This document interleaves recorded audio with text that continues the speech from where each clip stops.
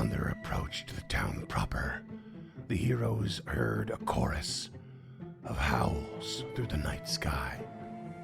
And delivering the Menhima's family to the garrison, stories surrounding what lurks on this night abound. And with reports of Osif's suspicion of Carmen Rajani's role in the disappearance of his daughter, the Lady Gilda splits to investigate to the blacksmithy, where she was set upon by deadly hounds that walked on air.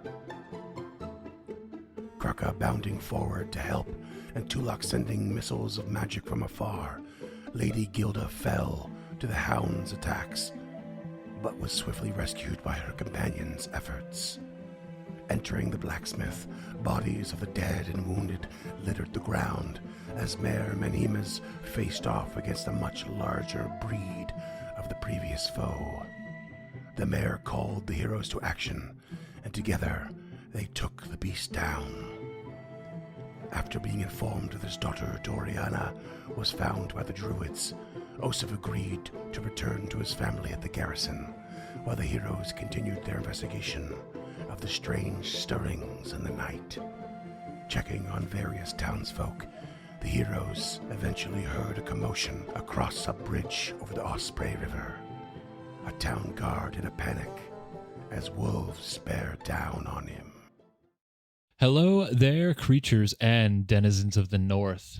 James here with a favor to ask of you. We want you to go out and tell a friend about one of our shows. Word of mouth is so important for a burgeoning network like ours, and each and every one of you can help us grow just by mentioning one of our shows to a friend, a game master, or someone on the street with a cool shirt. We'd also like to remind you that we've got a free public Discord where some of our most dedicated fans hang out at unchartednorth.com/Discord, and we'd love to hear from you.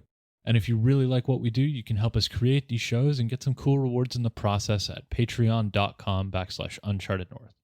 That's it. Thank you so much for listening, and we hope you enjoyed today's episode.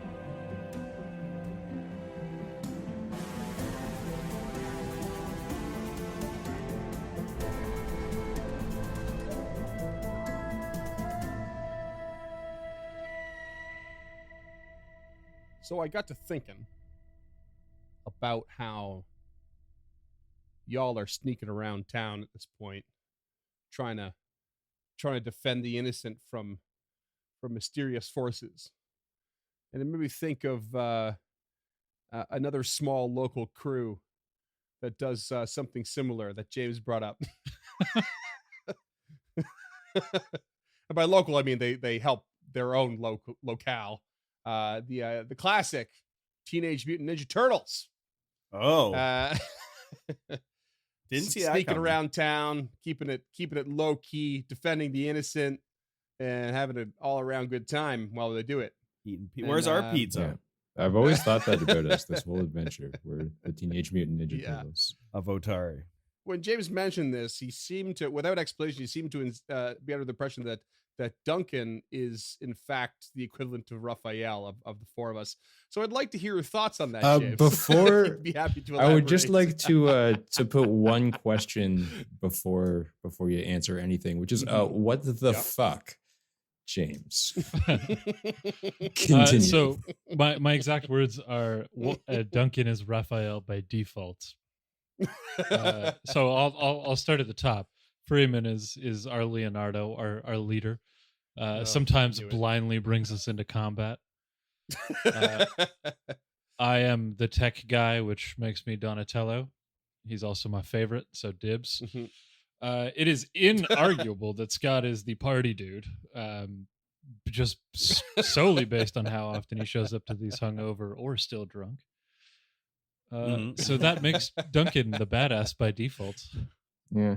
I mean, I will begrudgingly accept the mantle, and it is a lucky coincidence that I own a pair of size. Oh. I mean, I would have taken Donatello myself, but in this group setting, yeah, I think you get that crown. Yeah, if I were to switch that around a little bit, you could say Duncan is Donatello because he's also techie in his own way, maybe, and not necessarily in the way you contribute, say, to the podcast of the network, but he works on fucking dialysis machines for fuck's sake. That's true. Yeah. Also, if it weren't for your forward motion as a business person, James, we wouldn't be very far. So you could be Leonardo for sure. Lord knows I laugh at my own jokes constantly, so I'm a shoe-in for Michelangelo. And the fact that Scott is still alive at all means he could be Raphael, making him Well, badass. so that's not technically true. So spoilers for the I Ninja know, Turtles. I know. Michelangelo is the last one alive. See, I just don't think any of us get like moody enough and go on solo like lone wolf missions to get attacked by the Foot Clan enough to really like be the Raphael of the group. I don't know. That You can being make said- the argument that James, of all people, Yeah. when he goes out into the woods by himself for long periods of time, could be Yeah. the Raphael. of the That would group. actually be Yeah. more Leonardo because those are like centering sessions. I'm doing that to bring myself Mm. back to myself, which is Yeah, it would be a bit closer to like how James, when on a bad day, treats the general public when he is out. That makes him more like Yeah. Raphael. I think we can all agree that taking karate lessons from a rat was a bad idea as a group. But This is true. We probably shouldn't have all done mushrooms and listened to that rat for the idea of a podcast. That I was our mean, first mistake. That sounds like a great. yeah, idea. honestly, if you want to fund this on Patreon, we will film it and make it a podcast episode. or if Eastman and Laird are out there and want to cast the four of us in an audio drama, I think we're ready. We're here for it. We're ready. Not for that it. Eastman and Laird own the rights anymore. I think it's owned by Nickelodeon. Yeah. But That's all right. I got to brush up on my 'Cause- bebop and rocksteady impressions, anyways. Wise men say forgiveness is divine, but never pay full price for late pizza. Is it really good? he's ready. Yeah. Yeah. He's ready. I hope I don't know where it's going to be as of the drop of this recording, but we did do a collaboration with some friends on an old 80s TMNT RPG that's recorded and edited and so fun and so funny.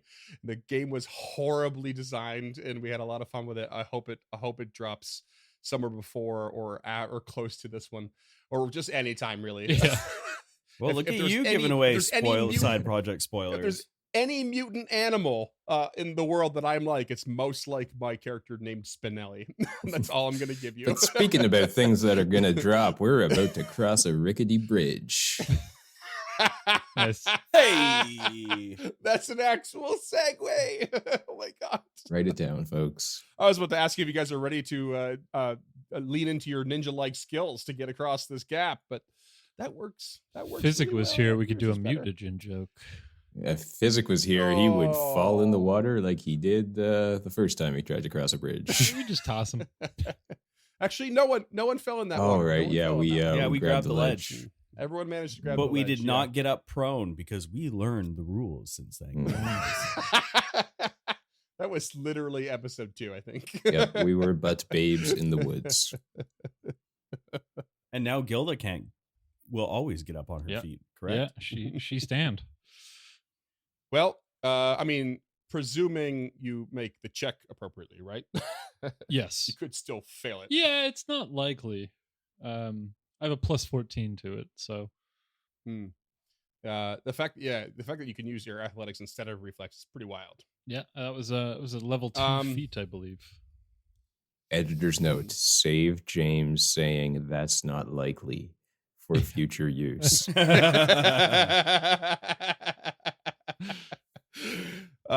So you have in front of you a bridge. I've added some corrections to the map here because I just found a lovely map, but it's not reflective of what I wanted for this scenario. What you have in front of you is a bridge in repair, but with a pretty big gap in the center and 2 planks. Forgive the actual sizing here. I did it pretty quick. 2 planks that stretch across to walk across. On the other side of the bridge, you have a member of the Otari Guard, a small gnome who is sort of basically now, crab walking backwards, practically prone away from this massive, like a really large wolf and 2 other wolves that are slowly plodding forward and planning their attack. What you can do here is, what we're going to do is we're going to roll initiative right away. And you can either make an attempt to leap across. I mean, you could figure out, get a better understanding of your surroundings and the situation via some other checks if you like. But you can either make an attempt to leap a 20-foot gap, which is pretty big, or you can take your time to try and balance across one of those boards. And we will see how either of those work as we get into it. Let's get some initiative, though, to start right away. Why don't we go with Tulok to start? So we were running around before this session trying to find what was going on here, looking for people, looking for survivors, so we weren't necessarily sneaking, correct? That is correct. Yeah, you were kind of, I mean, I don't know. It's debatable, I guess. Yeah, because you really want to roll stealth here? I sure would. So I think if I remember correctly, the last thing you heard, you were heading south down one of the roads and you started to hear a noise and you guys kind of booked it to find out what was going on because you figured someone was in danger. So I'm going to go ahead and pretty quickly say you didn't take your time. That's totally fine. So Yeah. where I'm going to go with this, though, is that, I've been casting spells and stuff.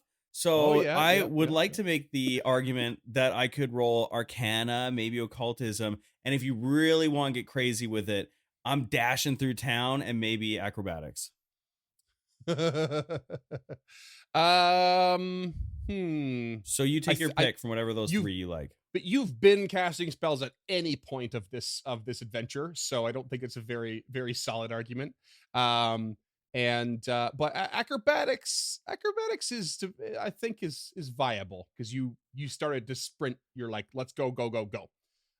So though technically acrobatics doesn't really fall under the speed stat, I'll go for it. It's fun. We're walking up to a bridge. I'm about to jump and shit. All right, so that's an 18 on the die for a 30, baby. That's pretty all right. That's pretty all right. And let's go with Lady Gilda. So similarly, so I've already rolled, full disclosure for the listeners, and I'm willing to keep that roll, but I would like to make the case for athletics for my initiative as the modifier. Okay. So you want you for the same reasons as acrobatics? Yeah, she's just hustling. Yeah, just huffing it. Yeah. Okay. Now it's starting to make you doubt that acrobatics was viable now that athletics is coming into the picture for the same reason. But yeah, sure, why not? Let's actually, you know what? No, I'm gonna make you roll. If you want to roll one, it's got to be the same as another person. If you're both huffing it. Okay, I'll do acrobatics as well. And I'm willing to keep the same roll as well if that works for you, or if you want me to re-roll it, just let me know. I didn't call it, so go ahead and re-roll it. That's a 21. Okay, all right, better than what you had. And Kraka? 23. Okie dokie. All right, well, let's get into round 1. You guys are at the end of this bridge, and Tulok, you're at the top of the order. As these wolves circle around this little gnome guard. They're occupied. Let's go. Yeah. Turn around. Tulok would like to stride over the bridge. So is there some mechanics that I need for simply... Yeah, so you're looking at doing a balance action if you want to go, if you want to get into the walking across the planks. I do. So balance is going to require an acrobatics check. Okay. And you are flat-footed whilst doing this. And we will determine at what speed you manage to cross based on your success. Okay. So it'll take one action to get up to the plank, essentially. And then, yeah, you're going to have another action to try and get across. So we're calling it 20 feet across. Oh, well, I was just looking to move my full complement onto the plank. Well, it depends on... Yeah, once you get on, you are balancing. So, yeah, okay. I'll allow the first square onto it, I guess. Actually, no, sorry, I can't. Following rules like difficult terrain, it costs you to move in, not out. So you have to move up to it first, and then you start your balance. Fine, I will just take 2 actions and stride across to the other side. I'm afraid you're gonna have to balance. You don't have much choice. Yeah. Okay, I'm good. Okay, I thought you. Okay. Before you make it across, roll me your check. 25, baby. 25 is a success. That is going to mean you move up to your speed, but you treat it as difficult terrain as you go. So you're moving half speed. So you could move up to 10 feet worth, so only halfway. Done. Okay, well, then fuck it. I'm just going to keep going. Okay, balance again. 18? I'm afraid that's a fail. You can't quite get some form of momentum as you find a slippery spot on the plank, so you remain stationary, wasting the action. But you do not fall. Okay. Then that is me. Okay. Was it? Next, that's you, yep. Yeah. Stride, balance, balance. Next up is the southern wolf, which is going to just slowly plod, kind of ignoring you, and make its way a little bit around the southern side, closer to you guys on the bridge, but trying to get on a flank position to the guard. And next up is the large wolf, which kind of does a similar thing, but doesn't move quite as far, heading a little bit north, kind of like eyeing this guy. So in the middle, in between the wolves, and for the listeners, in between the wolves and the guard is like a street sign post in like the center of this what's the word, intersection, and so they can't really directly attack the guard without walking around it, but they're just slowly plotting and planning their attack. Krucka, you are up. Oh boy. Okay, he's gonna leap. He's going for it. He will charge in, making some kind of anachronism about the Olympics with an 18. Oh no! Okay, so you run up to the right plank. Oh and no! Hero point. You're gonna hero point. Okay. Natty 1. Oh my god! Holy Oh boy! Oh boy! Okay, so You're here's going what's in the gonna drink, happen. buddy. Here's what's happened. You start running up, and you're getting ready to leap, and you get right to the lip of this plank, and you stub your toe on it, and you just knock the plank forward, and it like slides forward away from you. The part you just hit dips down into the gap in the bridge, and it just like slams into the water and just gets sucked down by the river. And roll me a reflex save, please. Wise man once. Whoa! 27 on the reflex save. Oh, okay, nice. So you kick that, and you start to slip and slide, and you like land on your ass, and you about to go down, and you just you grab the edge, and you just pull yourself back away and up and onto your feet again. So you've very much saved yourself from falling in, but you have completely and utterly removed one of these planks. My durability test of this plank is complete, and it failed. So that's 2 actions wasted. Awesome. So you're being generous here. Is that what I'm picking up? Now, would one of the actions not have been to run up? Yes. Okay, Because a failure, he would still leap 10 feet. Oh, Yeah. Failure, I you didn't leap actually bother to read normally, it. I was just- which is 10 feet horizontally if your speed is 15 feet, Yeah. or 15 if your speed is 30, which it's not. Okay, I'll tell you what. We'll change it then. We'll change it. What happens is he kicks it, and it falls into the drink, like I said, but it doesn't get swept away by the river. But instead, it's like now hit the riverbed, is leaning up against the far side, and Krucka's reflex save has had him grab the sides of the plank. So he is now 10 feet forward, or like most of the way forward, but he's now 10 feet below the edge of the bridge. So if he wants to keep going, he's gonna have to do a climb check on his next round. So he's sitting on it teeter-totter. Would you believe I did pole vault in high school? Kind of. It's more like just this board leaning up against one side of the bridge and on an angle, and you can spend your next action trying to climb now if you want. Okay. 21. 21. We'll call that a success. You managed to climb up 5 feet. So you are now 5 more feet away from the top. I'll make base camp here now and head for the summit later. You always want to summit in the morning, you know? Okay. Things are going a little awry. Lady Gilda, what do you got? Gilda is going to have to take a step with her first action so she can get close enough to take a run at this thing. Okay. And then with her next 2 actions, she's going to attempt to long jump this motherfucker. Let's go, Gilda! Okay. You are going to get yourself into position, get a running start, go for a long jump. That is a 17, but she's going to use the hero point on this one. That's been going really well so far. Natural one. Well, I rolled a 3 on the die, so... Yeah, it's a 26. Nice. Oh. That's awesome. Except for the fact that I'm going to impose upon you Rory's curse. Okay. For this decision of leaping across. And the 17 is going to stick. Okay. And I believe that's going to drop you into the water. Uh-oh. Oh, boy. Yeah. You basically step up to the edge and you go to get to that edge and you leap off. And what you didn't do was observe your surroundings well enough. And the edge of these things is not in good condition. It's not ready for the impact of your landing, let alone your push and lift off, especially with the weight that you are. You went with the thing you had the highest bonus on, not the safest option. And yeah, you are going to fall into the drink. Now, that being said, the river's not very fast flowing, okay? But yeah, you are now plunked down in there. That's 2 actions to end up down there. What can you do to try and swim your way to this? Nothing. I was too far away, so I had to take a step to get into position. Oh, did you? Yeah, I was 25 feet from the edge. So Mm-hmm.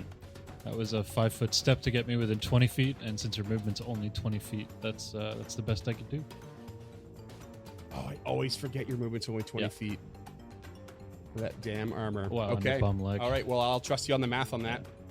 And the bum leg, yeah, bad combo. Next up is the Northern Wolf, which is going to continue its circling around the guard. And the guard is frightened and panicking, but notices this big crash and then this splash and turns to you and it's just like, oh, help me, sirs. Help me if you can. Oh, and he just huddles closer to the road sign in the center there, trying to make it harder to be attacked. And Tulok, you're up. All right. Tulok sees the panic in this man's eyes and hears the snarling and snapping of the wolves and is just thinking that he should get an attack off before he goes any further, just in case anything happens, because he's watching his buddies dropping like flies here underneath this bridge. So he reaches out and the most southern wolf,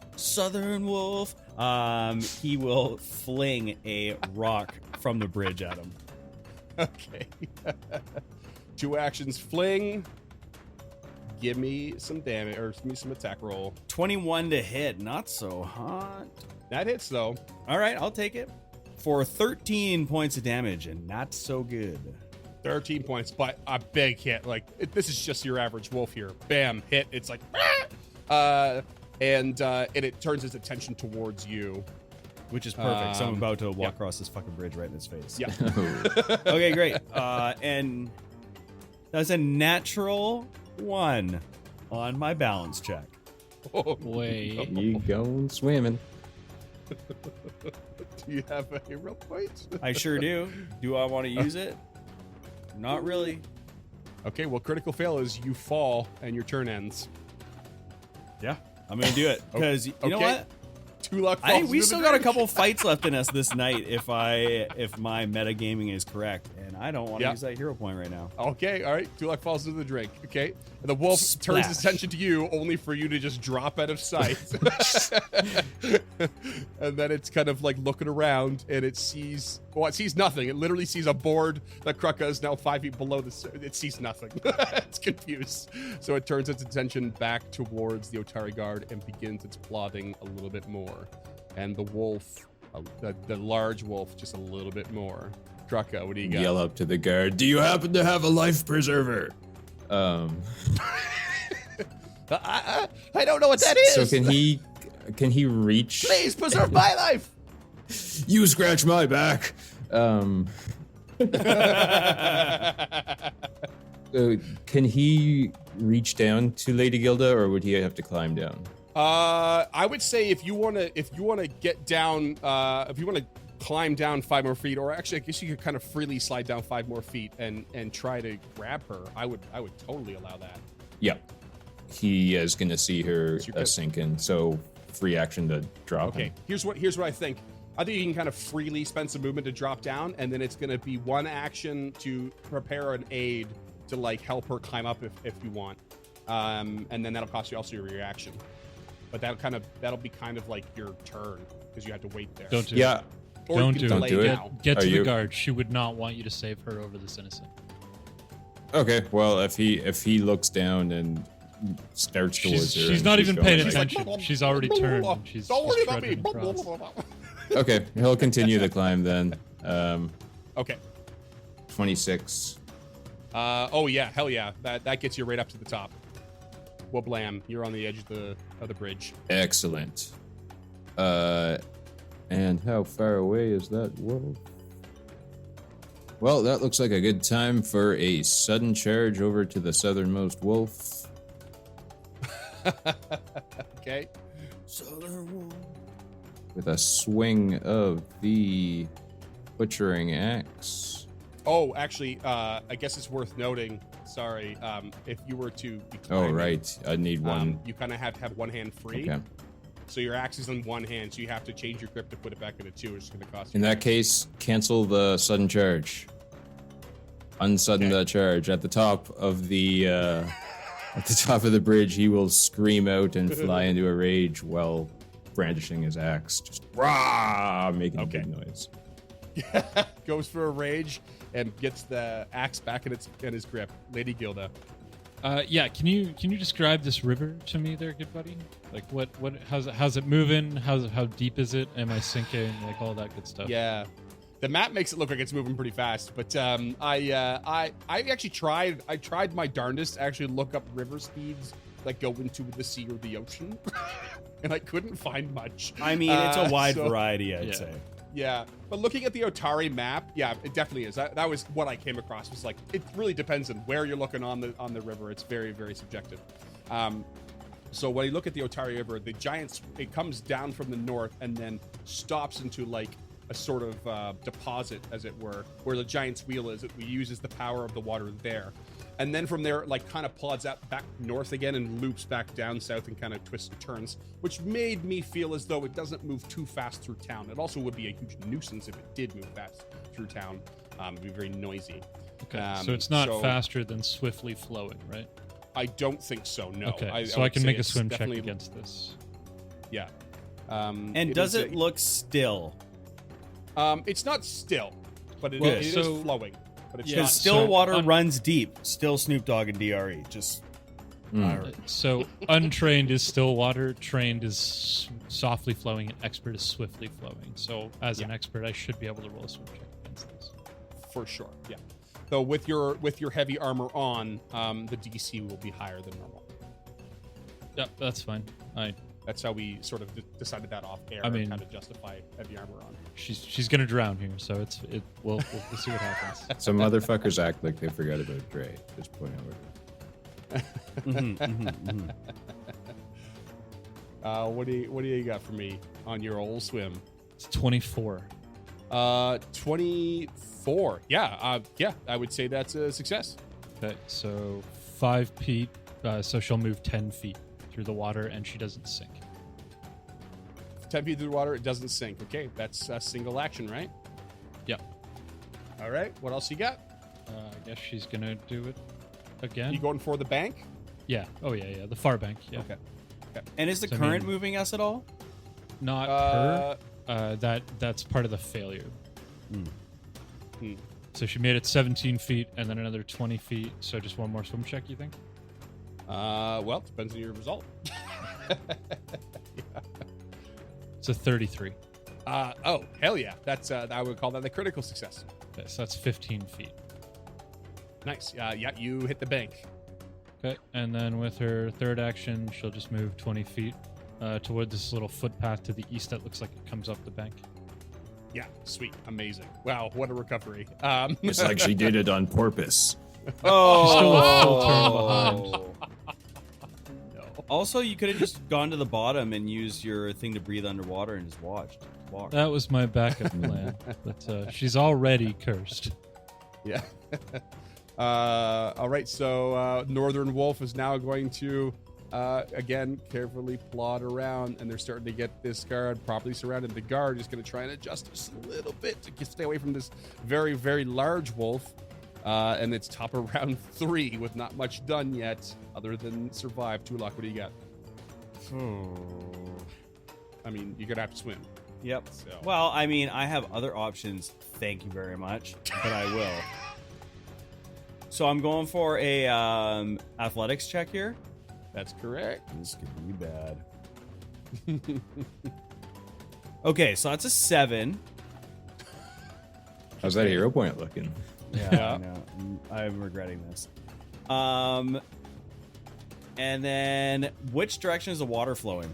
It is flowing, to the southeast. Okay, can I let it take me for how long how far do I go if I let it take me? That's a fine question. We'll call it. You call it sink 10 10 feet and you're moved 10 feet. So if you don't pass a successful swim action, you sink down 10 feet by the end of your turn. Okay, this is great. So you've sunk down 10 feet. Well, his turn's not And over. End of okay. turn or end Yeah. of action? End of turn. End of turn, you Okay, sink okay. 10 feet. So, and get moved by the current. There is no actual failure for swim checks. Oh, right. Okay. Yeah. So if you end your turn and haven't succeeded, then you will sink 10 feet. Gotcha. Okay, we're going again. All right, give it a go. So, but what happened actually is you made no progress. You were at a standstill. Well, it doesn't fucking matter because I got a natural 20 on this one, bitch. Nice. That's You're a like, how natural do I 20, doggy paddle? 420. I forget how to doggy paddle. Oh wait, that's how you doggy paddle. And then you start moving. Okay, so Just go straight to wolf paddle. that's a critical success. Literally just barely because you have no bonus to that. And So so that's- you get to move what 15 feet? Yeah, 10 feet plus 5 feet per 20 feet of land speed, which I think you're at Okay. 25. So yeah, 15. Okay, 15 right. brings me right to the shore. Right to the shore. Okay, you got one action left, just like Lady Gilda. And Tulak will cast guidance on Krucka. Okay. Guidance it is. And next up is the wolf to the south, which is going to slowly step towards the guard. And the dire wolf, the big wolf, is going to start plodding back around to try and get a better view of the guard who's trying to block it, and is getting closer and closer now. Krucka. I thought for sure that wolf was going to shove Krugga off the bridge. How good would that have been? I have thoughts on how good that would be.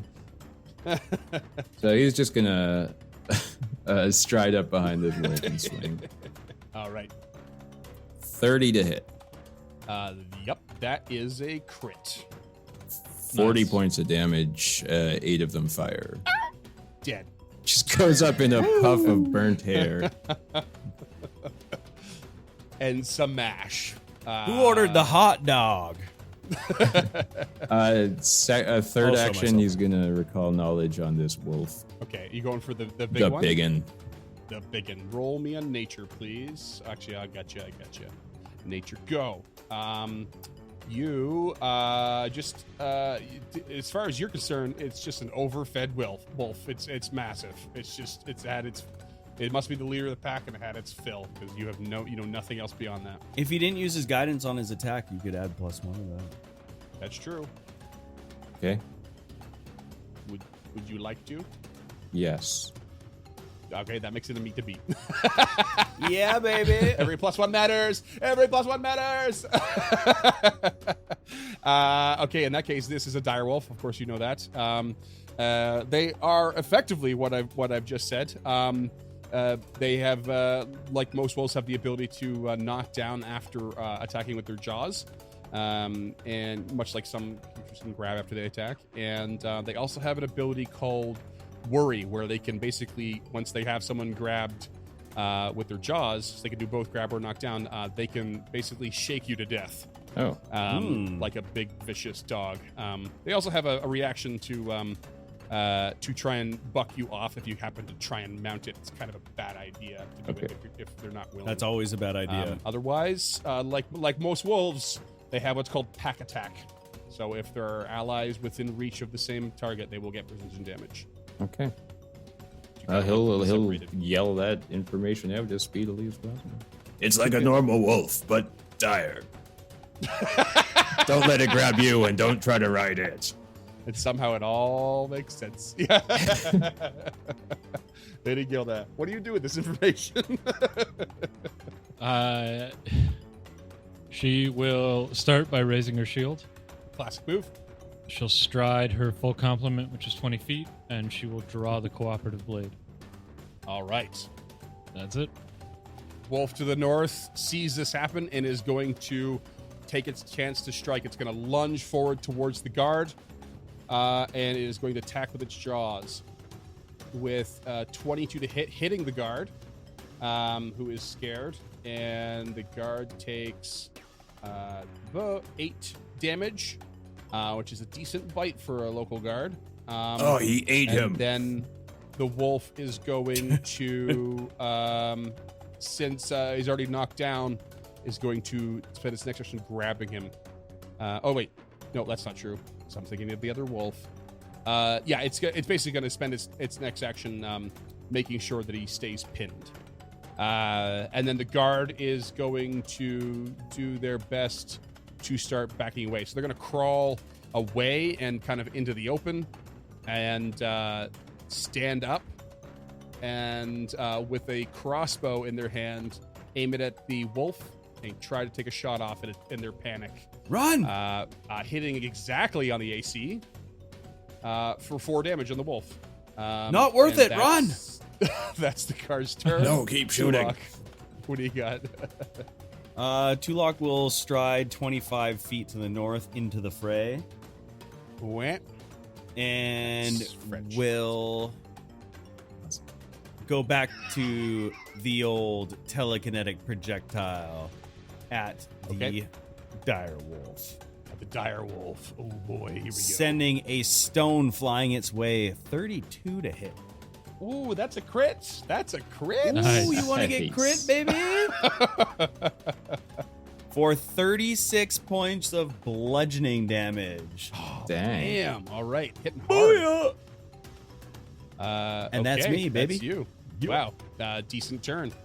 Direwolf, not happy, is going to, with the guard getting out into the open, it has a 10-foot reach with its jaws, and it's going to snap at the guard for a 23 to hit, which hits, dealing 14 damage to the guard, and the guard goes down in one bite. Just grabs the guard by the jugular and just rips it out. And then it turns its focus towards, let's see, that'll be Lady Gilda, and steps forward and goes for a second jaws attack. 23 to hit. Miss. Yeah, baby. Okay. And that brings us to Kruka, standing right by the Otari guard and the dead wolf. The Otari guard's just like, just bleeding out. He was snack-sized. He never had a chance.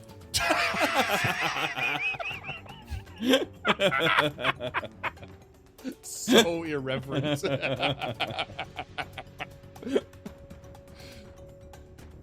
Okay, so Shreka will step over the charred remains of this wolf, approaching its what I assume is sibling of some kind, and strike again.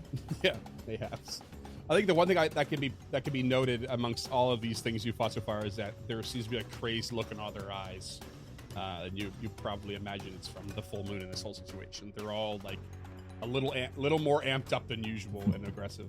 We can note two things. One is that they're a little crazed. Two is that Gilda's going to have a hell of a coat at the end of this. Oh, Winter is coming. Winter is coming. 23 to hit. That hits. That hits. 10 points of damage, 8 slashing, 2 fire. Okay, bam, hit. Strike again with an 18. That hits. Heck yeah, you're gonna die, Wolfie boy. 25 damage, 4 fire. Oh, that's so dead. More like So Call of the dead. Mild. Oh my god. Okay, so that's your turn. That's my turn. That was great. Lady Gilda, you're up. First action is a stride. Mm-hmm. Second action will be to lay on hands on this guard. Whether or not that works is kind of up to you. No, he's too far gone. He bleeds out real quick and dies Okay, before you Well. can even make it there. she tried. And third action, she will strike at the Dire with the cooperative blade. Okay. That is a natural 20 for a 35. Nice. Oh, Okay. sweet baby. Lay some damage on me. 34 points of slashing. Oh my god, bam! You smash this thing so hard it flinches away. Oh god, top of the order. Tulak, what do you got? All right. And honestly, Tulak is just loving the telekinetic projectile right now and is also trying to save some spell slots. So he will move 20 feet to the north. Just moving away around the battlefield here, but keeping Krucka in between him and the dire wolf. And sends a telekinetic projectile. Let's say it's a stone again. Not so good. That's a 17 to hit. Try a rock next time. Not gonna hit.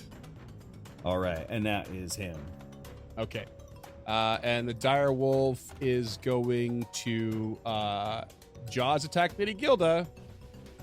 25 to hit. 25 is a meat to beat, but with her reaction, she will reactive shield to pop that in place, making her AC a 27. Damn it. Booyah! Suck it there, wolf. Suck it, barn. And then the wolf will then attack a second time after the shield kind of bats it away with a 28. Yeah, that's a hit. Okay, that's a hit. You take 10 piercing damage. And then its last action, it is going to grab you. Okay. Krucka, what do you got? Anger. More seething rage will come from Krucka. Strides to the other side of the dire wolf, which I don't know if it counts as flanking. Probably not, because she's grabbed. Nope, you're good. It's still flanking. Okay. Lady Gilda can still attack while grabbed. Yeah. Well, flanked as it is, he's going to swing out with a 28 to hit. Flanked. That is a crit. I wish I hadn't have made that Call of the Mild joke earlier, because I'm really struggling with where this line's going to be. 34 damage. Oh man, describe your kill that's got this dire wolf latched onto Lady Gilda. So yeah, as it turns to Lady Gilda and like has it in his, has her in its jaws, he kind of just like runs up behind it and double hand swings down, and basically the head comes off, and then lets go of Lady Gilda. Oh my god. She's covered in water and ichor, and she's miserable now. And saliva. That too, yeah. I just wish the guard could have seen me do that. MVP Kruck on that one. Holy crap, all kinds of damage. Yeah, Jesus Christ. Bam, you ran over here to save the guard, but you didn't make it in time, sadly. Should you decide to loot his body, he's got very mundane items. And otherwise, everything goes still and quiet. Is everyone okay? Gilda. Just wet and miserable, Tulok. We appreciate the concern. So she's like folding the arms of this guard on his chest and like not administering last rites like a priest would, but she's giving the prayer of Aurori over top of him, and then she'll move over to the next one. Well, wet and miserable is better than wet and miserable and dead. That is true, but I don't think our misery is done for the night. Once you're done here, Gilda, we need to carry on. Yeah, so she'll wrap it up real quick, like as quick as she can. She knows that the pressure's still on. Mm-hmm. Where are we going next? Because we were on our way to... We had just left Crow's Casks before this happened. I don't remember where we were on our way to. We were going to the market, weren't we? Because we were looking for... You were headed that direction, yeah. Kalino? And you were headed that direction, and you stopped at the bridge along the way because you heard the kerfuffle. So I've just brought you back to the Otari map. You're on the other side of the bridge. But the bridge just to the south of this one, where the Crooks Nook is a big stone bridge, which is still very much intact. You can loop back around if you like. Yeah, I don't see why we wouldn't, based on how poorly we vaulted that previous bridge. We're just warming up. Do we need to go to the Eichenholz or the Chertal Manor at all, or the Rowdy Rockfish? I mean, we did just save that, or we did just bring that family back together. Right, we were going to the manor. Is that why we crossed the bridge? No, we crossed the bridge because of the... Because you heard the noise of the guard and wolves. Oh, right. Yeah, so the Inkelholz Manor looks dark, like most of the town. But Turtle Manor does have a bunch of lights on, which is one of the few instances of it in town. We really only saw at Turtle Manor, the library, the fishery, and the garrison are the only places with lights on. Let's go to the manor. Yeah, let's go to the Turtle Manor then. We're almost there anyways. Okay. All right, so you head over to Turtle Manor, and you can actually hear a good number of voices inside, kind of just like chatting and like laughing and almost like merrymaking inside. I don't like the sound of that. Somebody hasn't read the room. Yeah, so as we approach, do we see any signs of struggle or anything like that? Nope, nothing at all. Tulok heads straight for the front door and bangs on it. Bang, bang, bang, and there's a wait, and a wait, and a wait. No, actually, you have to wait long enough that you feel as though you need to bang again, and then finally, someone comes and opens this big, heavy door, just this like big, elaborate, like ch-ch-kunk lock, and a big creak of the door, and there's just this wizened, like curmudgeonly-looking butler. He's like, "Yes, how can I help you?" He looks really annoyed. What are you doing in here? You're making a lot of noise, and things are happening within the town. Have you not noticed? What am I doing? I'm doing as my master requires. I am helping him entertain guests, as we do here at Turtle Manor. We don't entertain at the pubs or the inns. We do it in our abode, where we have class and quality. Tulok pushes through. Excuse me, sir. And there's like a record scratch. There's a whole bunch of like fancifully dressed people sitting there. I say a whole bunch, like a handful or two. And then you see Rab Turtle, who you guys have never really seen or discussed or what have you before. He basically looks like this. A prick. and he's just wearing this like weird finery and like a monocle, and he just kind of like turns. He's got all these rings on, and this like neatly groomed mustache and beard, and he just turns, and he's got a big belly on him, and he just kind of bends over and bows at you. He says, "Is there something I can do for you? I will speak to Longsaddle for this barging in."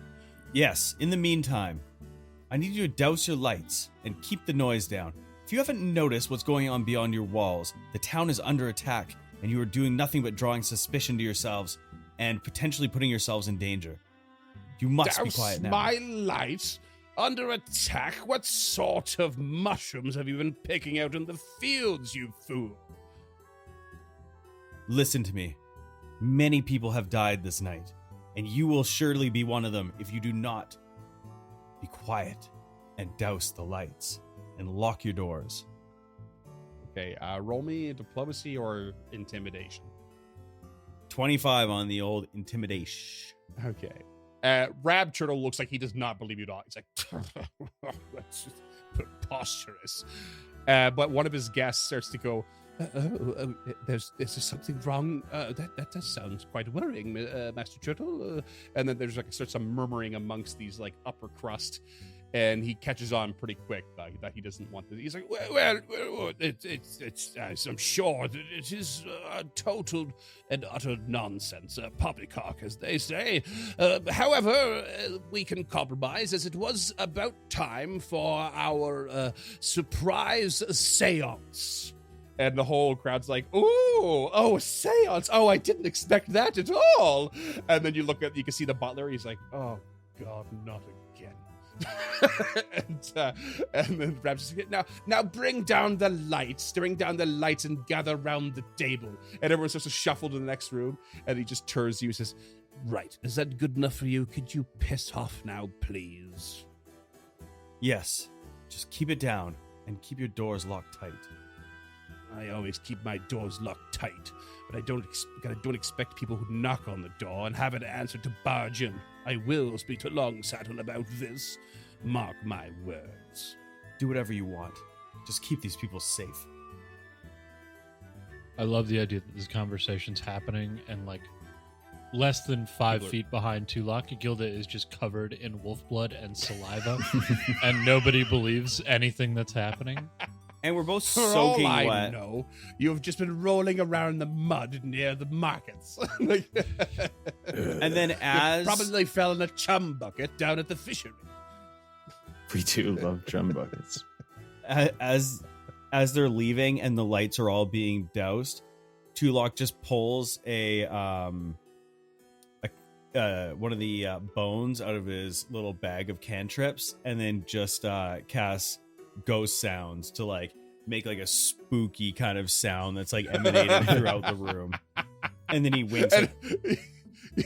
You just hear this like uproar like from the guests, like, oh, shut up, oh God, shut up, it's starting. And everyone just falls super silent. And then he just kind of winks at the fucking guy as like a fuck you, and then they leave out of there. You step out and the door slams behind you, and this big chuk, chuk, chuk, chuk, and the door is locked. You can have a hero point for that. Ew, probably should have used it in that fight. Might have saved that guy's life. Amazing. And so you know that Rab Turtle and his retinue are probably fine for the night. And by the way, for any of you who don't know, and any listeners, Rab is like, he's one of the owners of one of the major lumber companies in the area, called Turtle Lumber. And he's known to be just a real prick. And his business is, the word on the street is his business is like slowly but surely failing due to poor business practices. Yeah, well, spending all his money on monocles and seances. Yeah, candles in this economy? I can't help but think we should have left the door unlocked. Perhaps, but maybe another day.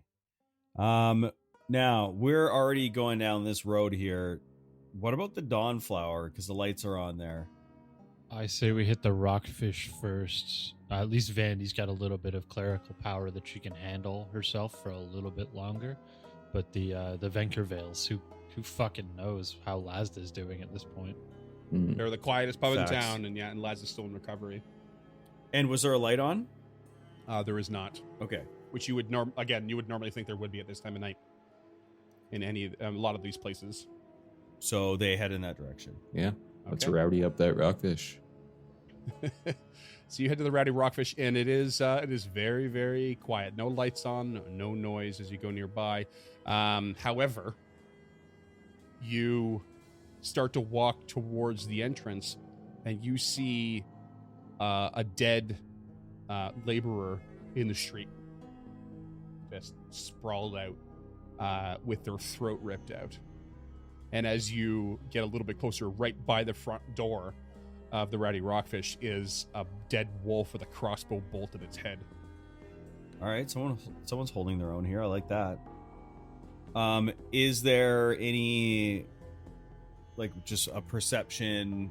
Do I see someone? Do I see anything happening, or is it all just silent? It's all just silent, just kind of standing there and like looking in and around. It's just silence.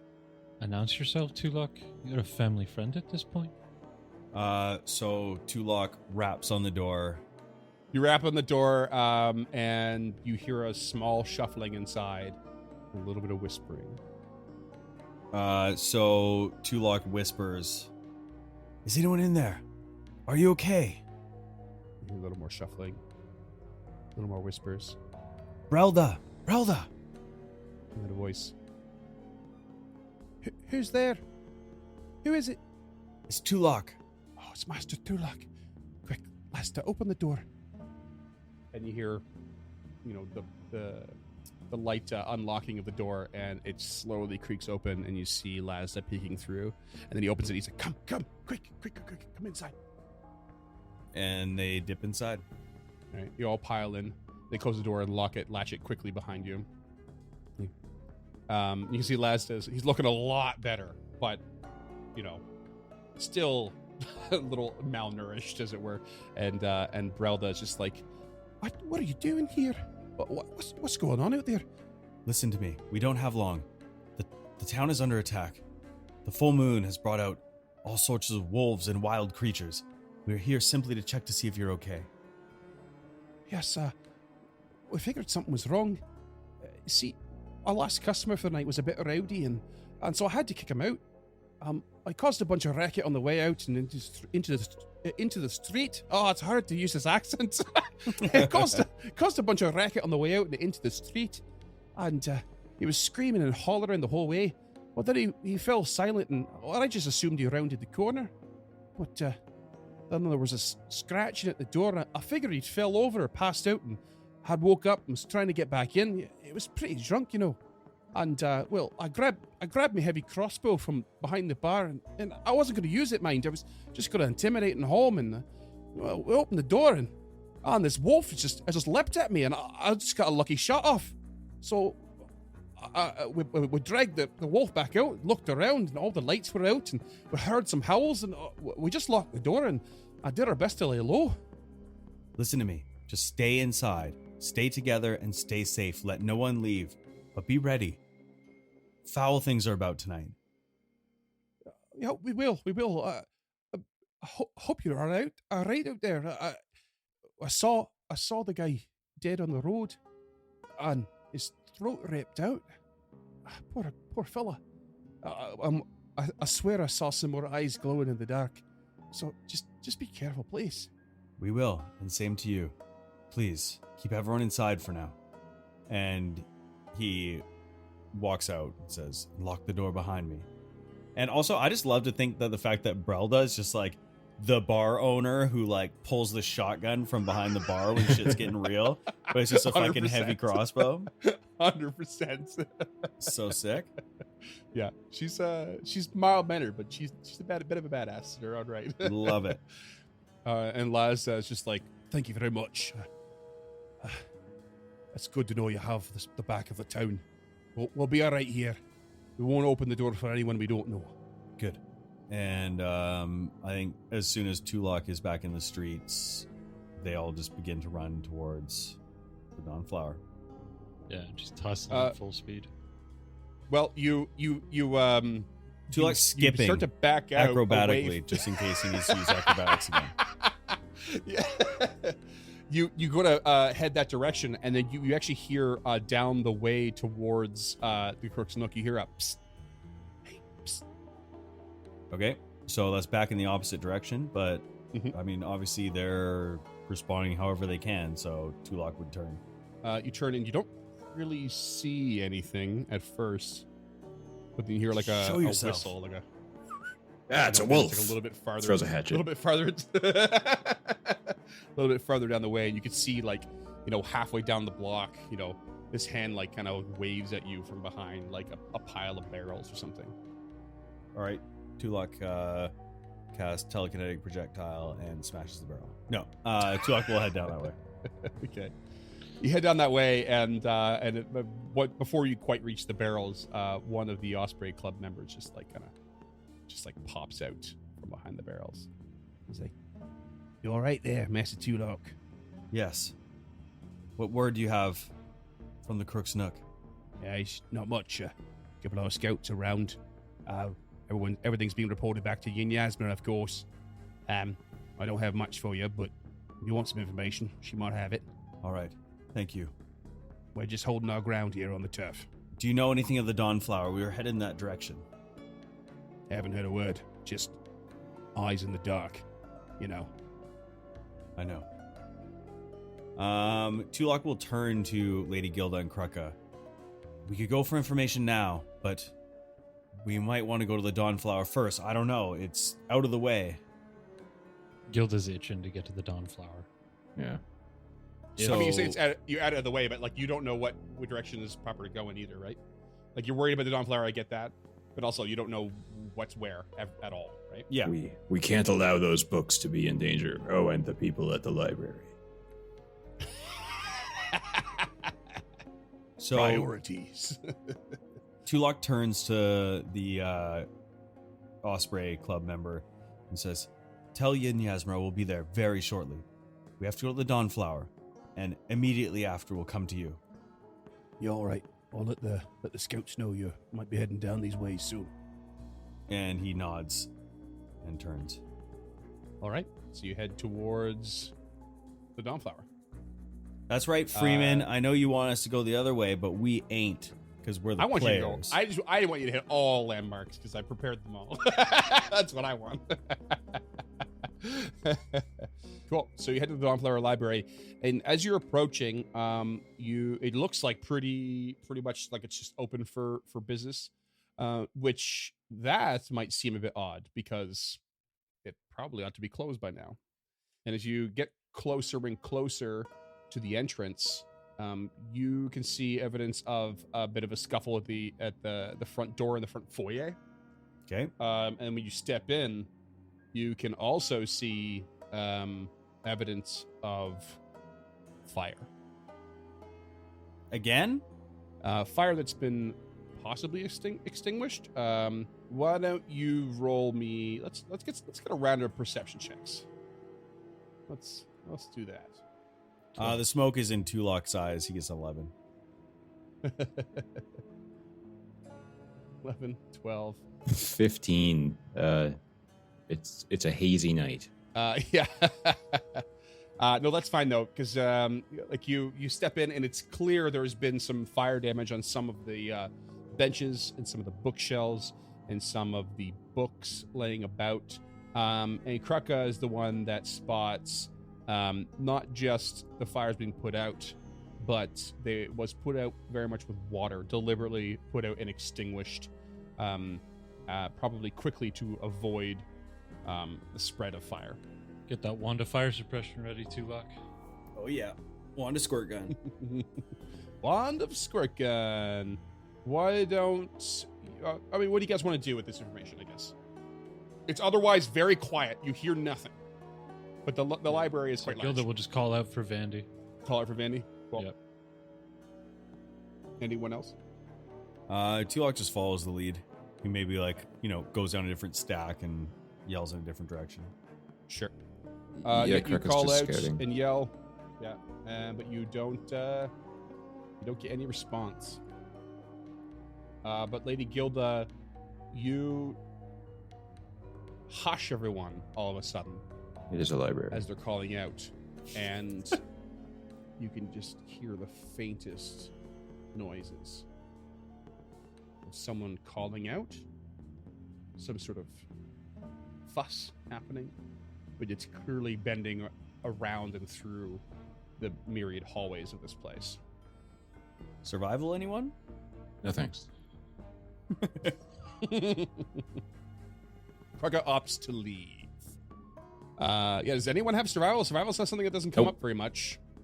It's because nobody has it. That would explain it. Okay, Tulok would like to roll lore bookbinding to see where within the library. It sounds like it's coming from B1. This is not the Dewey Decimal System lore that we've discussed before. Okay. Kraka would like what to I roll will give labor you- lore because it sounds like they're working really hard at it. I will actually give you something though. I'm gonna roll bookbinding lore for you real quick.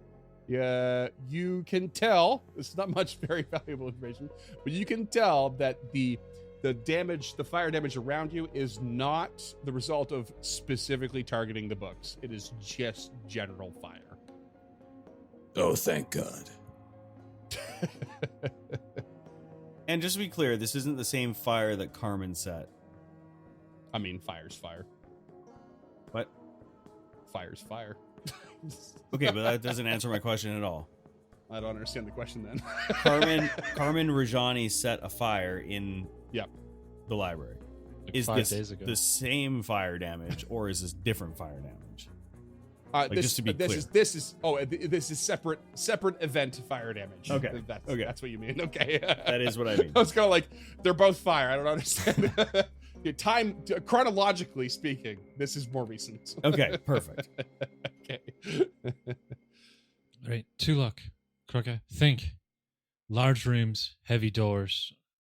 Wow, what chapel could they be in? Shaylin?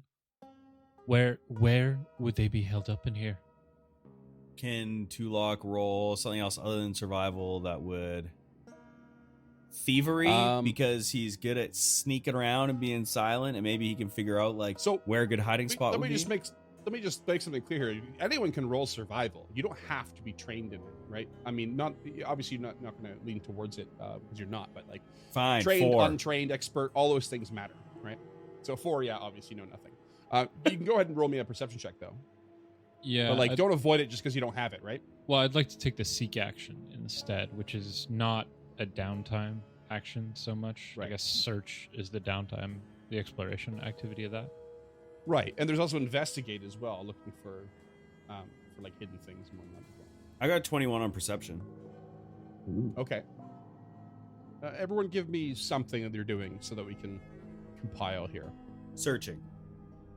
Seeking. 21. She's trying to track down those voices. Her elven ears are Okay. perked up, and she's trying to follow them like a woman on a mission, shield in one hand, Okay. and she's just scratching at the hilt of the cooperative blade. She is fucking panicked. Okay. All right. She's losing her cool. Not again. Okay. She's nervous. Roll me a perception. Natural 20 for a 29. Woohoo. Oh, okay. And Kraka, what are you doing? Give me something. Kraka's looking for some kind of physical aberration that might be like a trail or something like that, but also a perception. He rolled a 28. Oh, okay. Damn. All right. So, Tulok, with probably Wand of Quench in hand, you start to spot evidence that leads in a certain direction of water extinguishing.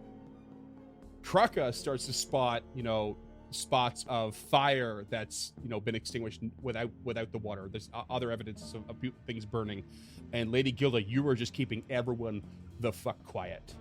And you are following your instincts, and you're going left, picking lefts and rights, and stuff like that. Between the three of you, all keeping an eye on something, you make your way closer and closer to the noise, finding evidence all along the way, and eventually you find yourself in a spot where it's very obvious where the noise is coming from, and you start to book it. Ooh, they have the new Dan Brown. And you find yourself entering a large study hall, where you can hear, as you round the corner, some noise. There's like you kind of look around the corner, you can see this big long table with studying, and there's just books all along the walls. There's a bookshelf in the middle of the room, along the sides of the room. There's just books everywhere, and a whole bunch of noise and glowing light, and you can hear the sound of fire just going. And Hellhounds you hear calling it. panicked voices of librarians going, "Oh, oh no! Protect the books! Oh, quick!" And then just splashing of water and stuff. And we're gonna roll for initiative. I'd like to make the argument that my perception check carries over as my initiative because I was following the sounds down here. Sure, why not? Had I not rolled already, I would have said the same. But Gilda did get a natural 20, so I think it's specifically justified, and I'm here for it. Okay, so that gives you what, 29? 29. Beautiful. Okay, Krucka, what'd you get? 15, just horrified by the thought of books being mangled in any way. I need those for learning. And Tulak? 19. 19. Okay, not your greatest. And we're going to start the initiative with Lady Gilda at the top, which is a very rare scenario. And she is eager to save this place. Go. What do you got? First action will be a stride into more view of what's happening here. Okay. Stride away you do, and you get into this room, and you can see a couple of librarians on each, different spots, doing their best to quench fires. There's a librarian just south of you that is being harried by a hellhound. Called it. Of course, you don't think you quite know what a hellhound is, so you'll have to roll that check. But it is a dog that is on fire, which may or may not be the first time you've seen that, Lady Gilda. It's like a Dharma hound, but hellish. Yeah. I'm pretty sure we just saw a couple of those after that last fight with Krucka. Hey. And as you round the corner too, Lady Gilda, immediately to your right, you see a not fiery dog that looks a bit like this. Like it's sort of waiting for something to come along. Fire. Just crouched and looking and waiting. Okay. Second action, she will draw the cooperative blade. Okay. Third action, she's going to activate her Golden Legion epaulets. Okay. Librarians, Oh. keep your eyes on the fire. Tulak, Krucka, work on the hellhounds. I've got this beast to my right. So the Golden Epaulets is a once per day action. So each ally within 60 feet gain a +1 status bonus to attack rolls, damage rolls, and saving throws against fear until the beginning of my next turn. Nice. All right. Massive boost to a whole bunch of people. Wicked. That's your turn. Next up is this canine creature next to you, which is going to lunge forward and go for a bite, rocking a sweet 15 to hit. That will be a miss. Natural 2. And it'll go for a second attack for a natural 20. And instead, faking you out with a 28 to hit. Yeah, 28 is a hit. So that makes it a crit. Yeah, That's 16 piercing damage. Okay. I'm assuming that took us more than 6 minutes, right? To navigate? Yeah, sure. I mean, from our last fight. Yeah. Okay. Oh, definitely. Okay. Yeah, 16 of damage. Okay, and its final action, it grabs you. No, that's 4 actions, isn't it? You moved 2 attacks. You're right. Attack. You're right. Okay. You are so very right. Yeah, grabbed Sorry, is real bad for I her. just want everyone to be hasted all the time in my end because you guys are strong. I get it. Next up is another one of these creatures that's not quite in your view. and it's gonna get up to no good. You can hear a librarian around the bookcase here start to scream a bit as they are attacked. Okay, and next up is Tulak. Okay, Tulak will come peeling around the corner, striding once to be just north of Gilda, striding twice to be 25 feet into the room, thus seeing a little bit more of what's going on. Okay. As you turn the corner, you actually see the librarian that was around the corner that Gilda couldn't see.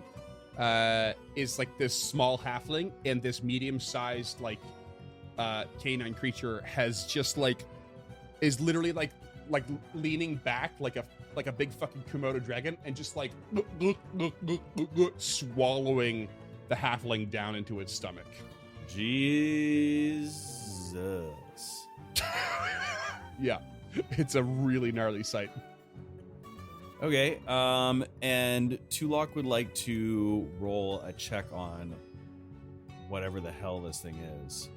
Yep, that'll be either nature or arcana. What would you like? Arcana. Okay. This is a warg. Usually pack hunters.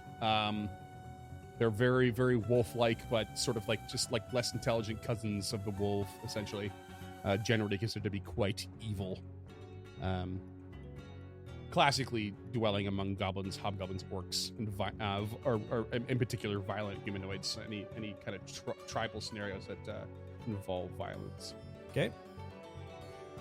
All right, and if that's it, then he passes this information to everyone, and that's his turn. Cool. I guess what I can give you for sure is that they have a swallow whole ability for anything that's smaller, which you just witnessed in all of its horror. Also, like most wolves, have a grab with their jaws, or a knock. Some wolves have knockdown as well. Yada yada yada. And they do have they tend to react when you attack one of their allies if they are close. Yeah. Copy Good that. to know. Krucka, what do you get? Well, guess he's gonna piss off somebody. He's gonna take a stride to the southeast to be able to see what's in the room. Mm-hmm. That brings him right up next to the warg that's grabbing Lady Gilda. And that's gonna piss him off, so he's gonna fly into a rage and then hit it with a stick. Okay. Oh no, hit it with an axe. Oh, okay. Oh no. Yeah, sorry, it was a flavor stick. Stick with a blade on it. Flavor stick. Oh, gotcha. Okay, 30 to hit. Yep. 30 is a crit. You were a crit machine tonight. Suck it, warg. 58 damage, 8 of which is fire.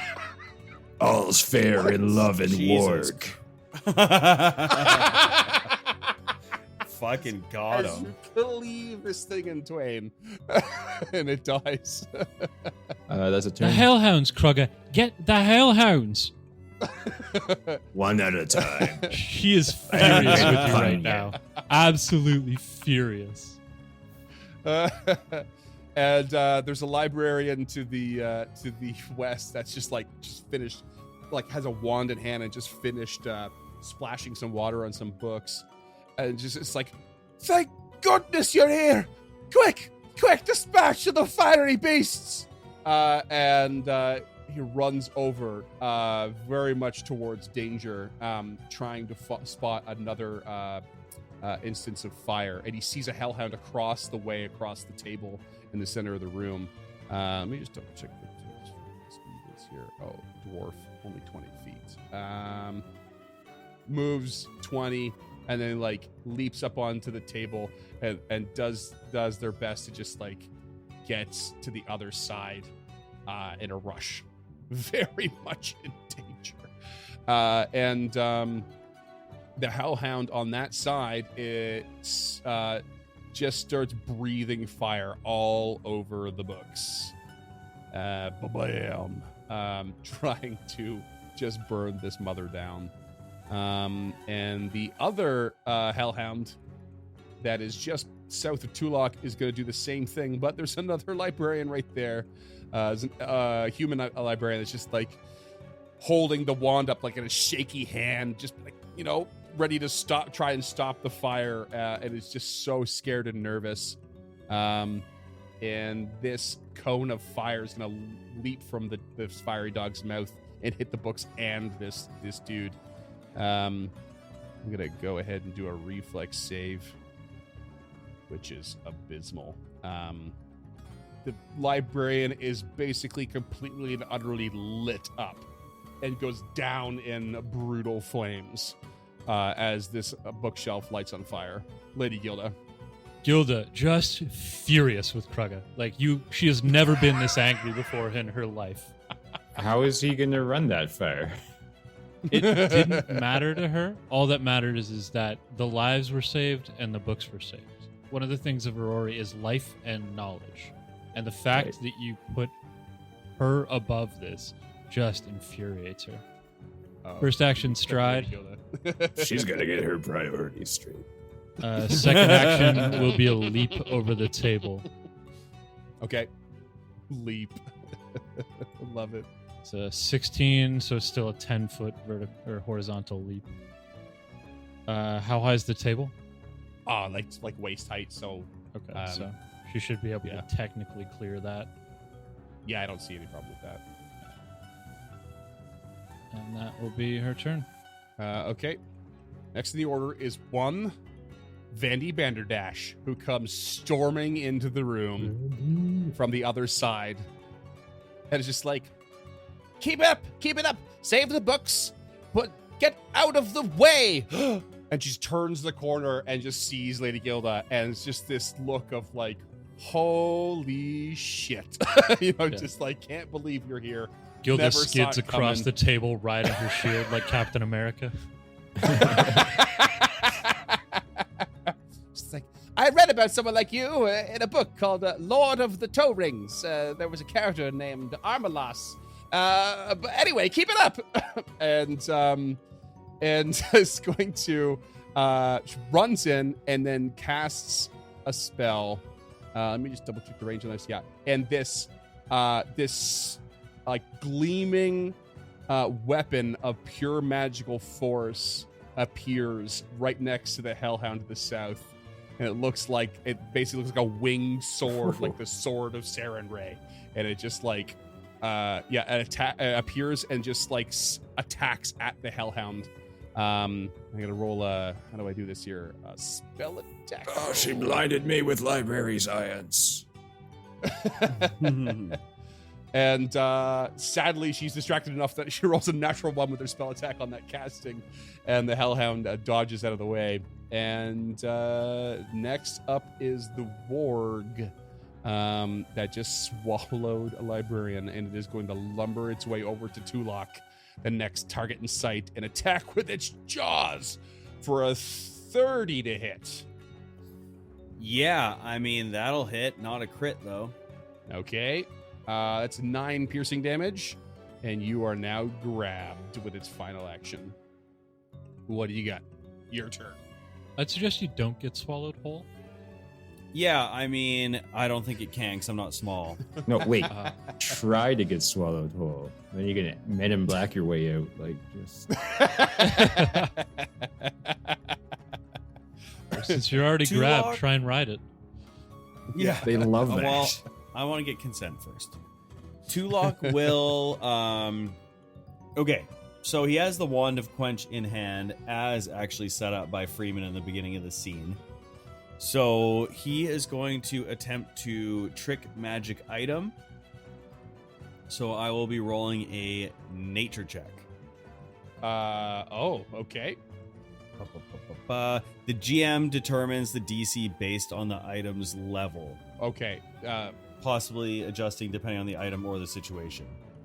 The item's level is going to be based on the spell level, which is basically a level 2 spell. And if I use the wonderful charts that this game offers to quickly determine these sorts of things. Spell level 2 is a DC of 18. Okay, I've been sitting on this for fucking so long. I actually have a Deity's Boon, a Pharasma minor boon that I've been sitting on for like fucking. Your stat block the other day. It's like you have like a month to use it, right? Yeah. This is from when you destroyed Borbo's soul gem, and I was like, did he use that yet? I did not, but it gives me a +2 even after I've determined the result. So I will make that an 18. So I use the boon and I trick the item. And then, so now I have the quench spell at my fingertips. So basically what I'm going to do. And you're going to launch it at the bookcase? Yeah, it's a 20-foot burst. Oh, it's a burst? Mm-hmm. Oh, and it's sustained. Yeah. So I would like to burst at the right tool for the right job. Hellhound to my south, and I want to cover the bookshelf as well as said Hellhound. So I did message you, Scott, about this the other day, just in case it ever came up. And a burst is like you select the corner of a square rather than the center of a square. Mm-hmm. That's awesome. All non-magical fires are automatically extinguished. Fire creatures in the area take 4d8 with a basic fortitude save. Yeah. Nice. Oh, nice. Oh, I did not see this coming. This is so good. Basic fortitude. Basic fortitude, 15. Against your, I guess you're right. You're probably your spell save DC. Yes. So I assume that's a fail. Yeah, and I rolled 21 points of aqua damage. All right. And it's technically it's cold damage, right? Is that what it says in the spell? I believe it just says damage. Yeah, it just says damage. Takes 4d8 damage. Okay, so it's just 48 damage. Yeah. All right. Still, that's a big old hit on this thing. That's awesome. And then it puts out all the fire to the left. Yeah, all the fire on that. Amazing. And then on top of that, choose one magical fire spell, or fire arrow item in the area and attempt to counteract it. If you succeed against the item, it loses its property for 10 minutes. What? So I don't know if that Hellhound can be put out. Fire. Oh, magical fire. A fire spell. No, I don't think it's applicable in this case. Okay. I was really hoping you could just put out the Hellhound.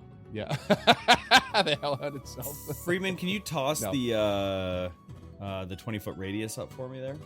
Oh, sure, yeah. Just somewhere that it encompasses the whole bookshelf and the Hellhound. How's that? Perfect. It's massive.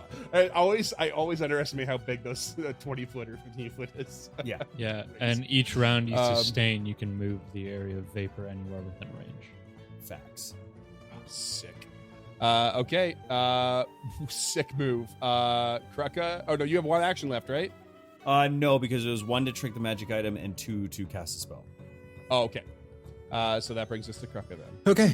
Krucka will stride 25 feet to the west of Tulok, and seeing the now harried Hellhound, shoot a bolt of force out of the Ring of the Ram at it.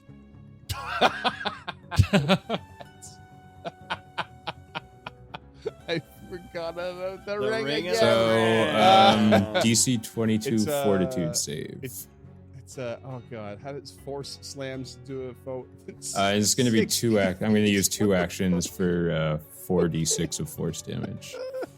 Woo! I've had a lot of fun setting this up and playing this scenario, guys. But holy shit, are you guys just destroying this? That's a 12. That's a critical failure. Target takes double damage and is pushed twice the distance. Oh well, just roll me your 4d6, and then I will double it. 10, not great rolls. Okay, this Hellhound just gets punched out of this fog and explodes on the wall. And it honestly just launches back in a big puff of smoke and cinder, and it just completely gets obliterated into nothing but dust. You said it was a heckhound? That's his turn. Double HE hockey stick hound. Next up is the librarian that just hopped over the table, who is then going to. So sorry, how does quench work? I can sustain it because I'm gonna go ahead and assume this guy automatically used it. already used it and ran over and sustained it a bit. And yeah, you can move it anywhere within the 120 foot. Actually, no. What he's gonna do is like is actually because I actually did use all 3 actions, but instead attempt a what's the word for the wand where you can like try and use it a second time? Overpower. Or overpower, overuse it. Overcharge. Overcharge. Thank you. Yeah. Gonna throw an Arcana check here. See what I can do with that. Oh yeah, good roll. Managing to overcharge it, launches their own cloud of water right on top of the Hellhound in the same respect as you just did, Tulak. Dang. I'm so proud of us. So good. It puts out the fire, and the Hellhound's gonna roll another fortitude. Ooh, 25 on that one. So gonna take half damage. Still not happy with that damage though. Taking about 10 or 9 actually. And next up is the Hellhound, who is then going to run towards Lady Gilda and attack with its jaws. 30 to hit. Hit. That's 17 damage total, some of which is piercing, some of which is evil, some of which is fire. And it goes for a second bite with a 26. That is a hit, but she will reactive shield with her reaction to make her AC at 27. Nice. And just glancing blow hits it. And next up is not the spiritual weapon, that's on a different turn. Top of the round with Lady Gilda. Gilda is going to raise that shield with her first action. Mm-hmm. Second action, she's going to retaliate. Hell yeah. That's a 17 to hit. 17 misses. Okay. With her last action, so is this thing still on fire in the fire extinguisher cloud here from Quench? Oh yeah, the Hellhound's still on fire. Yeah, Okay. it's an infernal creature. It just like radiates fire. Yeah. All right. You can't, So like, she's just not going to extinguish it attempt to grapple unless you it. kill it. Okay. That is a natural 20 with a map -5 for a 30 to hit. Hey. Yeah, that's a crit. Yeah. I think that's my 4th one today. That is Dr. Crook 28. has, like 20. Yeah, that is 28 points 28, of slashing. Amazing, massive damage. Okay, that's you. That's her. Okay, that brings us to Vandy, who sustains her spiritual weapon, and it flies over to the Hellhound.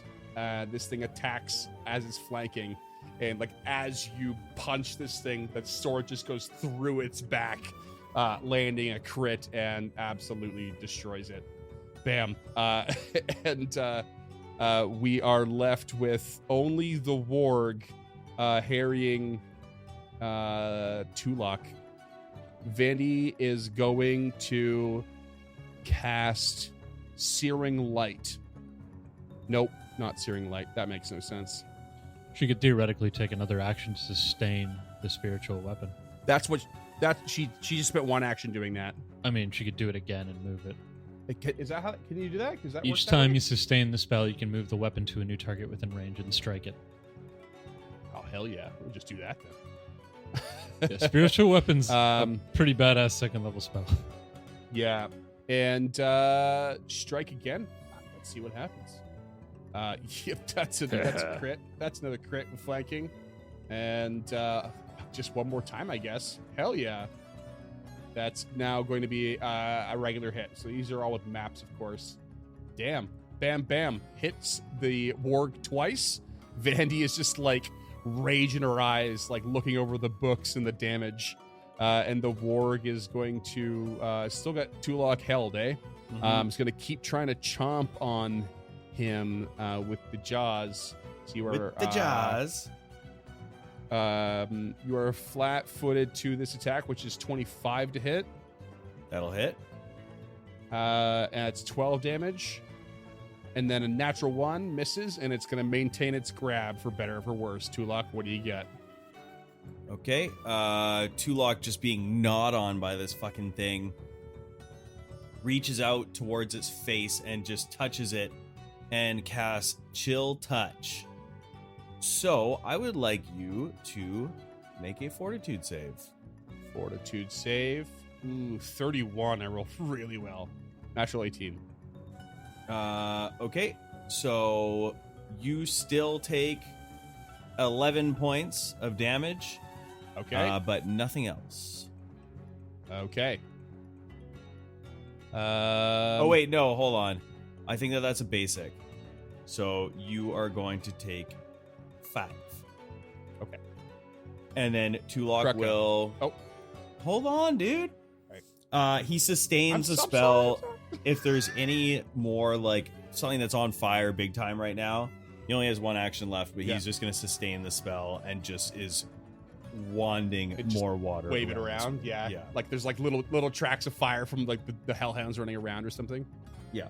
All right. Krucka, you're up. So he's just gonna kind of stride up to the warg, humming a little bit like, "Warg, God, good God, yo, what is it good for?" Take a swing with the axe. 26 to hit. That hits. 22 damage for fire. Okay. Big hit, but it's still up. Absolutely. Swing again. 18 to hit. Hit. 23 damage. Dead. Nothing. And you smash this warg into oblivion, and then Vandy's like, "Is that all of them? Is that all of them?" And just runs towards the center of the room and kind of looks around and then just begins to cast a big bursting heal across the room. And that's what we're going to call it.